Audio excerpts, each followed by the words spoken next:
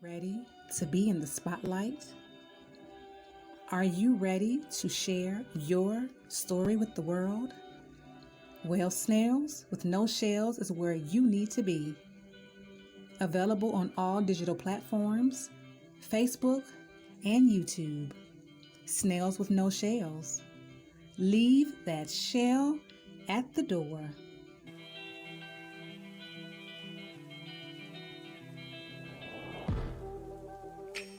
Where did we go wrong? We were doing so well.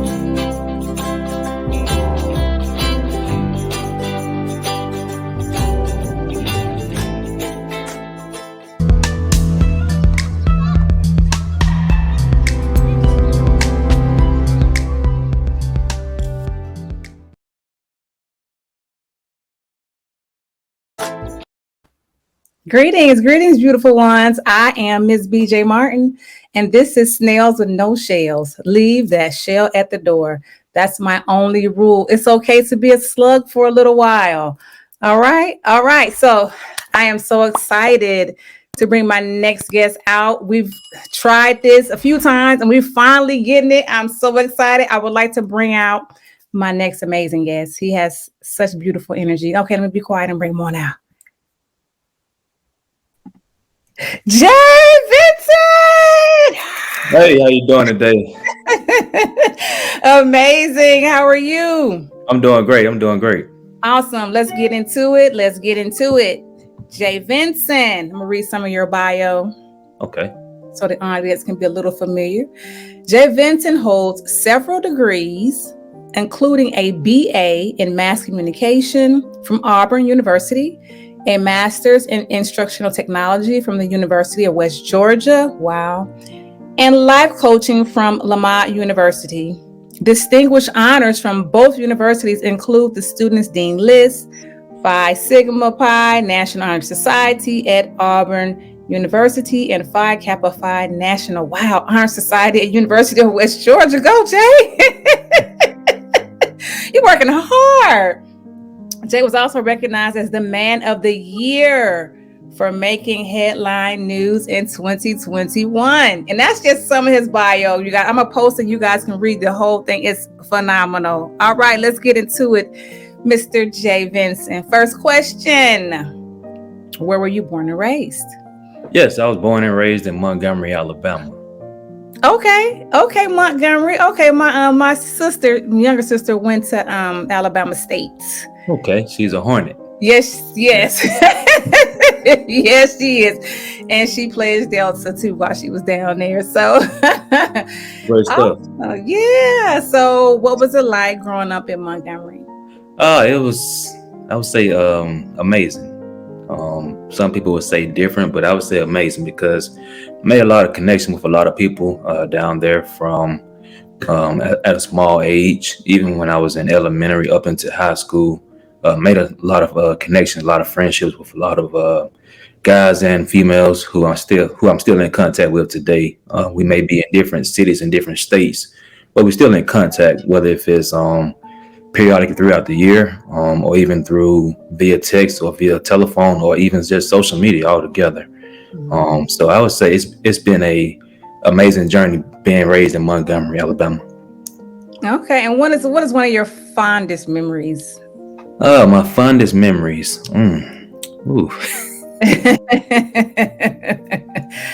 I would say pretty much just making a comeback when I was in high school. I know a lot of people who are from Alabama overall. They may be familiar with the Alabama high school graduation exam, and I actually passed that part my last year of high school when I was a senior, and that was, I would say, just graduating high school because I barely made out of high school altogether. That was my biggest moment. Even played sports as well, football, basketball, baseball, just being active in the community. So I would say that too, because that really kept me grounded as well, and being self-motivated as well, and even being a leader, most importantly, because even with me being a leader today, that prepared me to actually become a better leader at a very young age. Yes. And ladies and gentlemen, he is an author, a life coach, and a mentor. So we're going to get into that in a little bit. Now, you said that did you say your high school years weren't that great for you? Yeah, well, it wasn't great. The reason it wasn't great, now, to be honest, it was more so my fault. I Yeah. know a lot of times we don't own up to our mistakes, but that was my fault. I wasn't focused. Even though I was involved in extracurricular activities, played sports in high school, even different clubs that I was a part of in high school. But I really wasn't focused on my grades academically like I should have been. And even with the high school graduation exam that was given when I was in high school, I actually failed one part, like I said earlier, up until my senior year. That was the reading part. And I actually struggled with that part tremendously. And I actually took it in the spring. I remember, I think it was either March or April, where I actually had to take it one last time a few months before graduation. And I went in with a mindset of passing the exam. And most important, with me being a man of faith, I had to pray way before I took that test, and went in, prayed to God by taking the test. Turned the test in. My parents always taught me about praying before you do certain things, and I prayed before I turned the test in. And once I turned it in, I knew that I passed it, and got my results back from my guidance counselor. And when I was in high school, she didn't know how I passed the test, but I knew how I passed it. So that was a huge accomplishment right there. And that right there really opened up my eyes moving forward. Even when I went to college, I actually stayed grounded and stayed focused, most importantly. And after I did that, that's how I was able to accomplish all these great things that I did. Yes. And that's why, I brought that up again, because people need to hear this, and especially my younger audience, how you didn't do so well in school because you just didn't focus. And that's a lot of people, a lot of us we just wasn't into the grades, wasn't really focused. And you made your comeback your senior year. And then that just opened up a whole new mindset for you. You like, I accomplished this, I did this, and you've gone on and look, I'm talking about all these honor and National Honor Society and all of that, and somebody who wasn't focused in school. You see what I'm saying? That's beautiful. Congratulations on that. I want to say that, and thank you for being transparent about that, because some people, they don't want to share those parts of their life. They just want to share, all the after, what happened after. You know what I'm saying? They don't want to share how sometimes it's kind of hard getting to where you're going. You know what I'm saying? So that's awesome. I love that. That's very inspiring. Thank you. All right. So yeah, you're welcome. Okay. So there is a part of your bio that I did not read, and I just want to touch on it just a bit. So, Jay Vinson, your family is heavy into the ministry. Yes. Okay. It says in 2012, you were appointed lead pastor of Outreach Ministries in Tuskegee, Alabama, following the passing of your grandmother. And that's very different too, because usually it's the grandfather, your grandma. So that's like the matriarch. That's a very different experience, for me. I'm loving this. Okay, so your grandmother led the ministry until she passed away. It says, under your leadership, growth began to take place in the ministry. Through much prayer, Jay was led by God to change the name of the ministry and make the transition from an independent ministry to a non-denominational ministry. Wow. What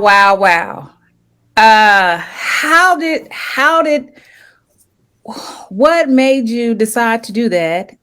And how was it accepted by the church and the community? First question, what made you change it? What was going on inside?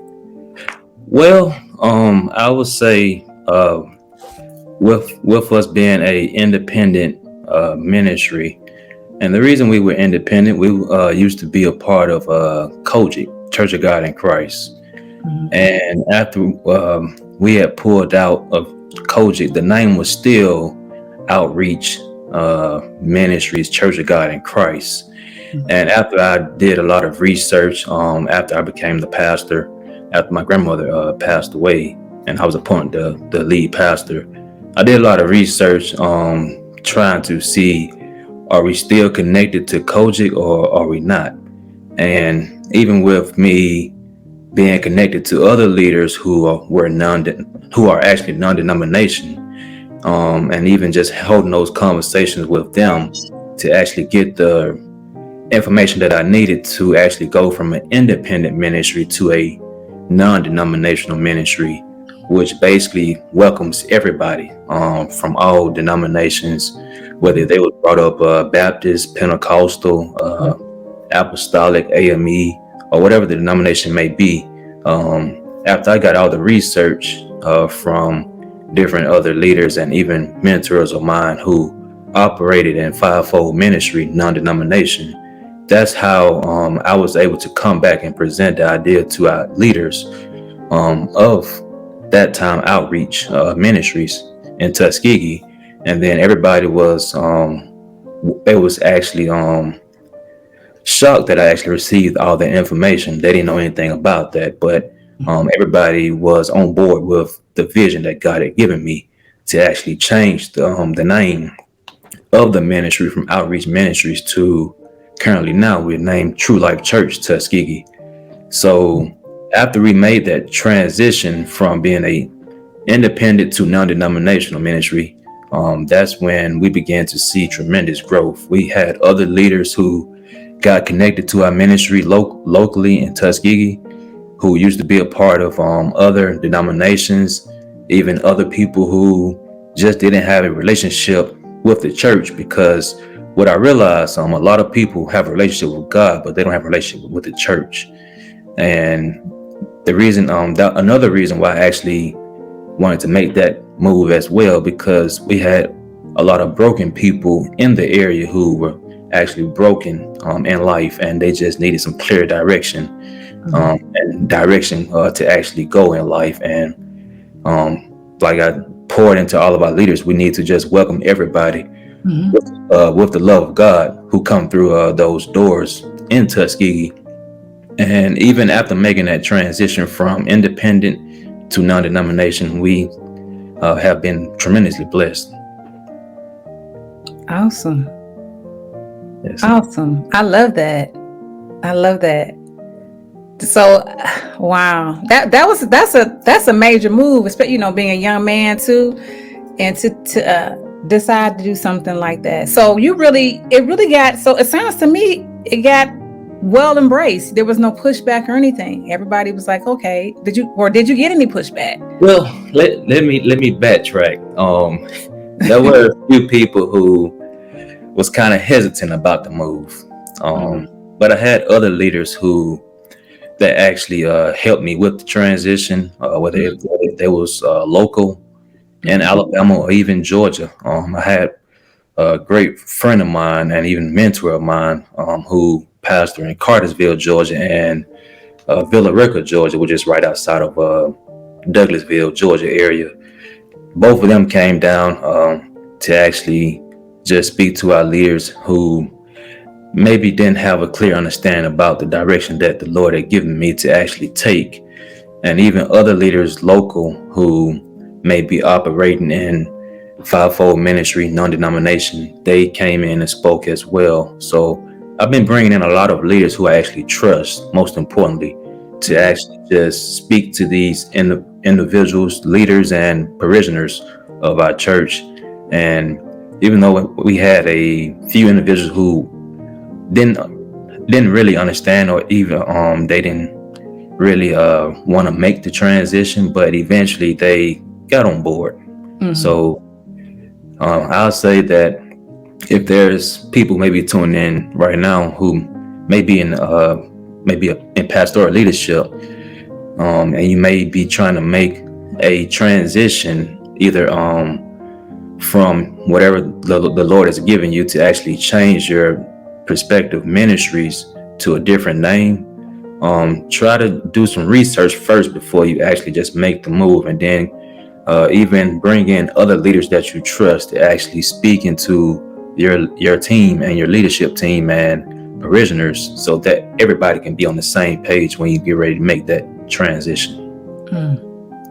Awesome. And you said God led you, so if God leading you, it's got to go great. It's got to, it might be a little something, but it's gonna happen. So awesome. Okay, so Jay Vinson, author, mentor, life coach. We're gonna get into the author in your book in a minute. Yes, ladies and gentlemen, he has a book. Ministry. You wear so many different hats. Yes. So many different hats, and you're also a business owner. Okay, you're a business owner. So, what is the name of your business? The name of my business is JJV Enterprises. Mm-hmm. Okay, and what made you want to become a business owner?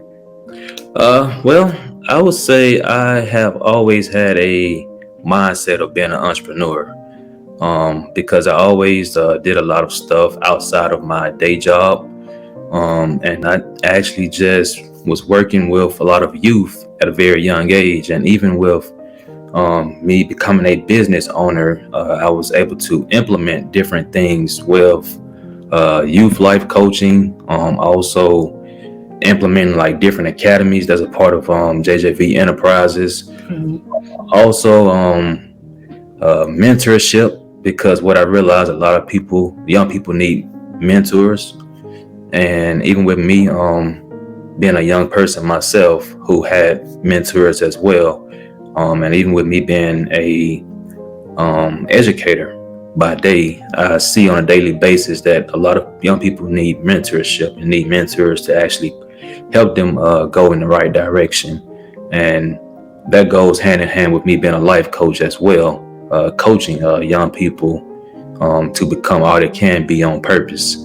And that's why I took a leap of faith by actually launching JJV Enterprises, by becoming a business owner, because I always had a mindset of being a business owner, but it just wasn't the right timing. But I would say back in 2020 was the perfect time for me to take that leap of faith by becoming a business owner.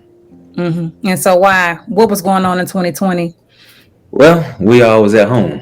Yeah. That is true.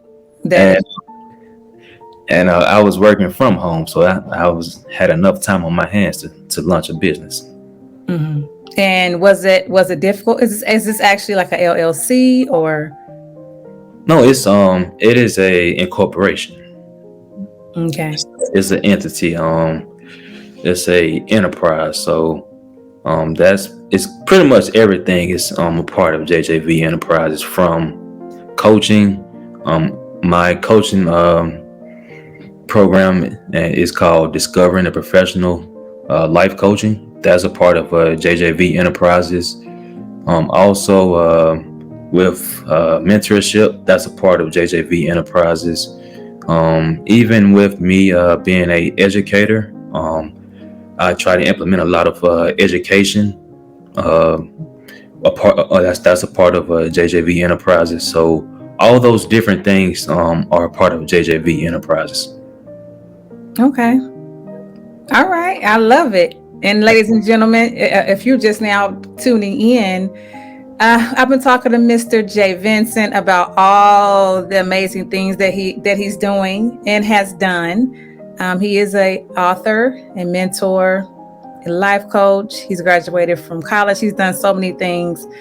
And he was a student who wasn't really focused. But man, he's out here changing the world, knocking down trees and walls.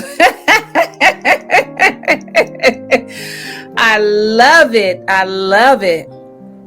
Yes, your past. Don't let your past hold you back from your future, because that's definitely the enemy. Yeah. You know what I'm saying? Or whatever you want to call it, a negative energy, whatever, to make you think that you cannot do better. that you can't, that you don't, you're not gonna make it to the next level. So I love that. I love it. So okay, so we talked about the life coaching. Is that what you said? You have a special type of niche. Is it niche? Niche? I say niche. What do you say? Niche. I say niche. Niche. Okay. What type of niche is in your program? Youth life coaching. I will, if I can be transparent, when I first started, I really didn't know what direction I wanted to go, because with me being more into health and wellness, health and fitness, I started out in that, and then I had to just realize that it was just within that niche, it was just too many people within that area. And that's when I began to sit down and just study the industry of being a life coach. And that's when I began to realize that our youth need life coaching.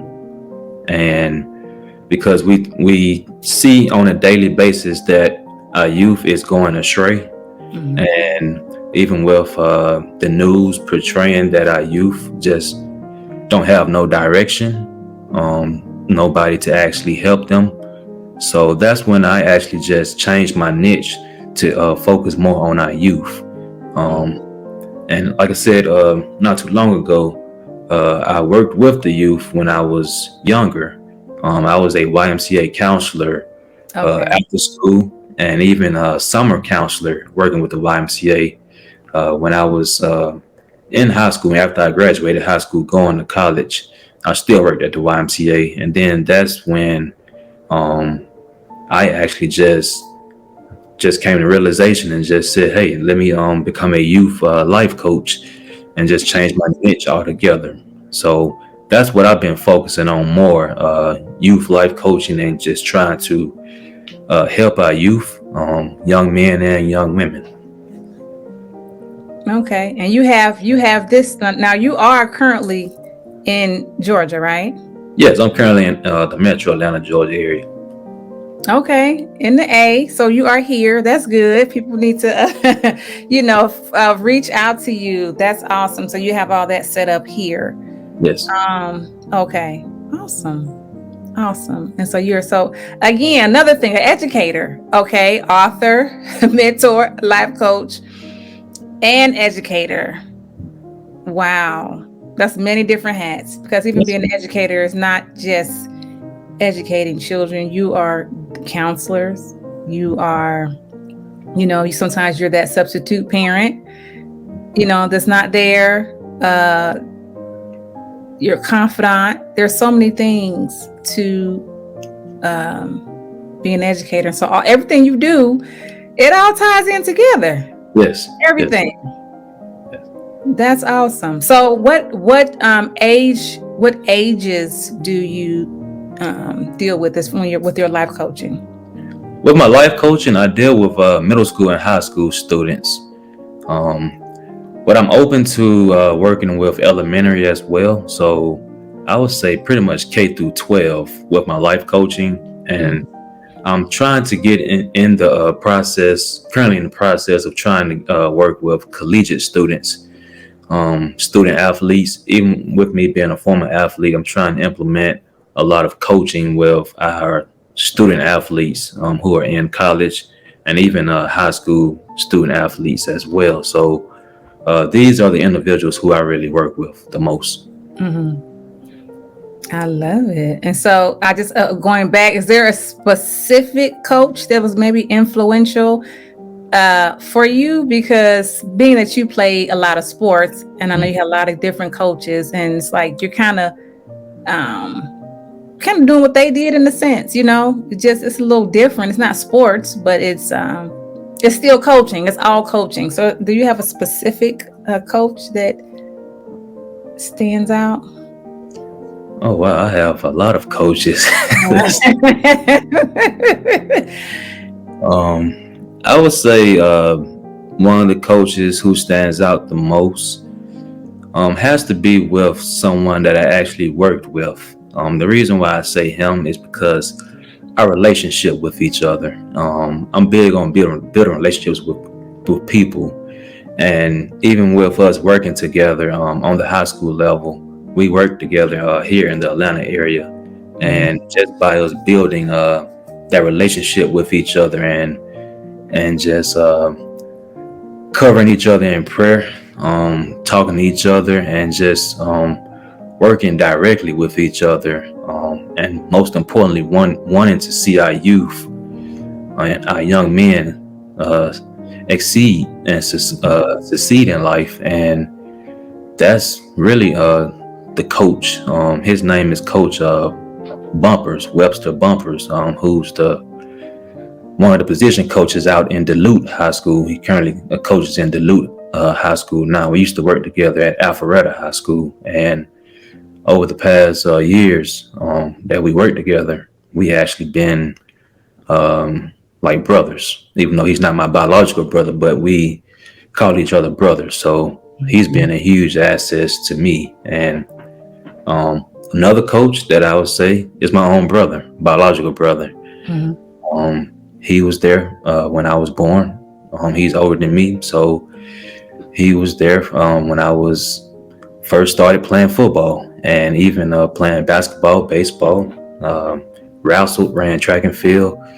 He was very supportive. He always mentored me as well, coached me, not just athletically, but even like he was kind of like a life coach to me as well, with how to become a better man and become a better individual overall. So I would say my own biological brother also, and a lot of other coaches as well who I've came in contact with and who even coached me. So, but these two, I would say most, who I actually look up to and respect the most. I love that. I love that.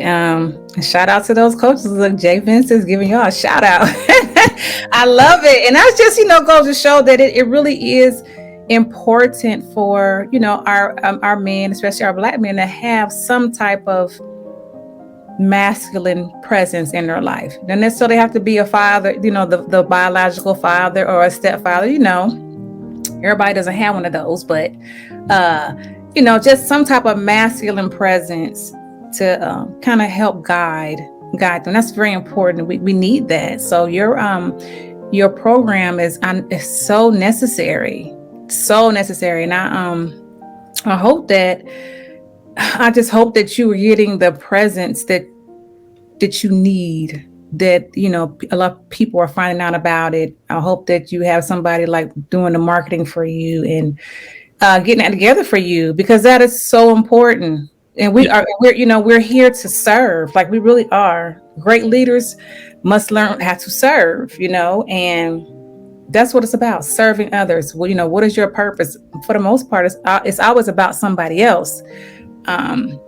You have your experience, whatever it may be, maybe a childhood was, might have been terrible, you might have been abused, or whatever the case may be. You go through these things so that when you come through on the other side, you can be relatable and you can understand, firsthand what it feels like to be able to help somebody else get through, right? So that's what it's all about.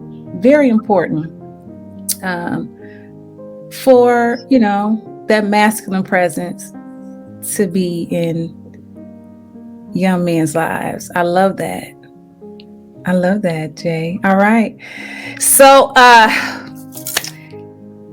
we talked about your mentor. No, we didn't really talk about the mentorship yet. We talked about the life coach. We'll talk about the mentorship, and then we'll get into your authoring. Okay. So let's touch on the mentorship. What is that about, and how do you do that?